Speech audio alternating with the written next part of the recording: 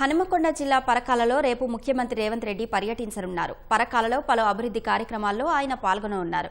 ఈ సందర్భంగా సంబంధిత ఏర్పాట్లను జిల్లా ఇన్ఛార్జ్ మంత్రి పొంగులేటి శ్రీనివాసరెడ్డి పరిశీలించారు.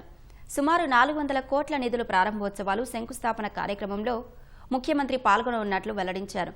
అనంతరం పరకాలలోని పశువుల సంత మైదానంలో భారీ బహిరంగ సభలో ముఖ్యమంత్రి పాల్గొని ప్రజలను ఉద్దేశించి ప్రసంగించనున్నట్లు పేర్కొన్నారు.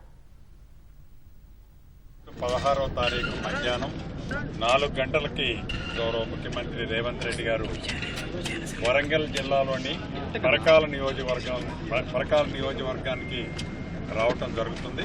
పరకాల నియోజకవర్గంలో అనేక అభివృద్ధి కార్యక్రమాలు, ఓపెనింగ్లు, శంకుస్థాపన గౌరవ ముఖ్యమంత్రి రేవంత్ రెడ్డి గారి చేతుల మీదుగా చేసుకోవడం జరుగుతుంది. ప్రజలకు మంచి జరిగే కార్యక్రమాలన్నింటినీ ముందుకు తీసుకునే పోయే దాంట్లో భాగంలో 100 పడకల హాస్పిటల్ను కూడా సక్సెస్ఫుల్ గా స్థానిక శాసనసభ్యులు రేవూరు ప్రకాష్ రెడ్డి గారు, అదే రకంగా సోదరిమణి ఎంపీ కావ్య గారి సూచనలు, ఆలోచనలకు అనుగుణంగా గౌరవ ముఖ్యమంత్రి గారి సహకారంతో 100 పడకల హాస్పిటల్ ని కంప్లీట్ చేశాం.